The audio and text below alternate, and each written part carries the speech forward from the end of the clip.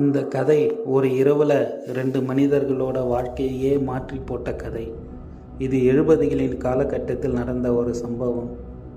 இன்றும் அந்த வழியாக யாரும் இரவு நேரத்தில் நடந்து போக மாட்டாங்க.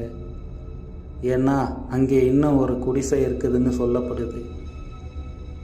70களின் காலம் அது. பஸ் வண்டி அவ்வளவு சாதாரணமாக இல்லாத காலம். அந்த காலத்தில் வெளியூர்களுக்கு நடந்தே போகிறது தான் வழக்கம். செங்கோடனும் அவன் நண்பன் கொட்லாவும் வியாபார விஷயமா வெளியூருக்கு போயிருந்தார்கள். அன்று வியாபாரம் முடிஞ்சு வீடு திரும்ப இரவு நேரம் ஆகிவிட்டது. மேலும் இருவரும் கொஞ்சம் குடிச்சிருந்தாங்க. அதனால் பாதை சரியாக தெரியலை.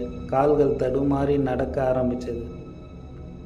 நீண்ட நேரம் நடந்த பிறகு தான் ஒரு விஷயம் புரிஞ்சது. நாம் வழி தவறிட்டோம். சுற்றி பார்த்தால் அக்கம் பக்கத்தில் ஒரு வீடு கூட இல்லை.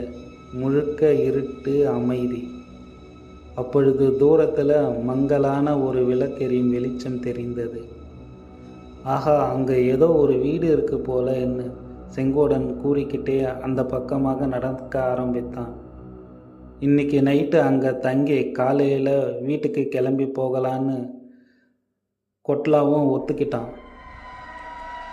அந்த வெளிச்சத்தை நோக்கி இருவரும் நடக்க ஆரம்பித்தார்கள்.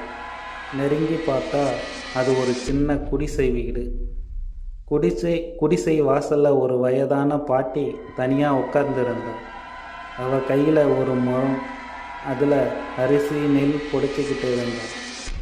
ஆனால் அந்த அரிசி சாதாரணமான அரிசியாக தெரியலை. நிறமே கொஞ்சம் வித்தியாசமாக இருந்துச்சு.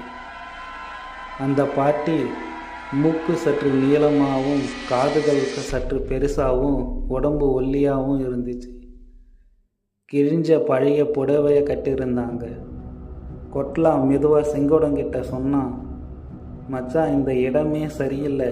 இந்த பாட்டி மட்டும் தனியாக இருக்காங்க. எனக்கு ஒரே பயமாக இருக்கு என்று கூறினான். ஆனால் செங்கோடன் ஒன்றும் ஆகாதுன்னு சொல்லி பாட்டிக்கிட்ட பேச ஆரம்பித்தான். தண்ணி கேட்டான். பக்கத்தில் இருந்த ஒரு உடைஞ்ச பானை, அதில் கொஞ்சம்தான் தண்ணி இருந்துச்சு. குடித்ததும் அது கூட சாதாரண தண்ணி போல் இல்லை. பிறகு பசிக்குதுன்னு சொன்னாங்க அந்த பாட்டிக்கிட்ட. அந்த பாட்டி ஒரு இலையை பறித்து அதில் சாப்பாடு போட்டா.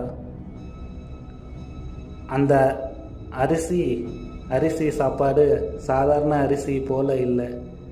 கல்லை போட்டு அரைக்கிற மாதிரி இருந்துச்சு. குழம்பு ஊற்றினாங்க. அந்த குழம்பு கீரை குழம்பு மாதிரி இருந்துச்சு. ஆனால் கீரையை போல் சுவையே இல்லை. அந்த நேரம்தான் இருவருக்கும் தோணிச்சு, நம்ம எங்கேயோ வந்து மாட்டிக்கிட்டோமான்னு. அப்புறம் பொறுமையாக செங்கோடன் கேட்டான் அந்த பாட்டிக்கிட்ட, பாட்டி, நீங்கள் தனியாக தான் இருக்கீங்களா? உங்களுக்கு பயமே இல்லையான்னு கேட்டான். அதுக்கு அந்த பாட்டி, இல்லைப்பா, ரொம்ப வருஷமாக நான் இங்கே தான் தனியாக இருக்கேன்னு சொன்னாங்க. பிறகு அந்த திண்ணையில் படுத்து தூங்குங்க, நாளைக்கு காலையில் எழுந்துச்சி போங்கன்னு பாட்டி சொன்னாங்க. பாட்டி சொன்னதை கேட்டு 2 பேரும் அங்கேயே அந்த திண்ணையில் படுத்து தூங்க ஆரம்பித்தாங்க. நள்ளிரவு கடந்து போச்சு. 2 பேரும் சரியான தூக்கம். காலையில் விடிஞ்சு சூரிய ஒளி மேலே பட்டதுக்கப்புறம் தான் எழுந்தாங்க. செங்கோடம் பொறுமையாக கண் திறந்து பார்த்தா பக்கத்தில் எந்த குடிசையும் இல்லை, எந்த பாட்டியும் இல்லை. எழுந்திருச்சு நின்று சுற்றி பார்த்தாக்கா அது ஒரு சுடுகாடு. அவங்க படுத்திருந்த இடம் 2 பொணத்தை புதைச்சிருந்த பொணமேடு. இதை பார்த்ததுமே 2 பேரும் உடம்புலையும் உசுறு இல்லை. எழுந்திருச்சு அடித்து பிடிச்சி 2 பேரும் எழுந்துச்சி ஓட ஆரம்பித்தாங்க. அந்த நாளுக்கு பிறகு அந்த வழியில் இரவு நேரத்தில் யாரும் போகிறதில்ல. ஏன்னா அந்த குடிசை இன்னும் சிலருக்கு தெரியுதுன்னு சொல்லுவாங்க.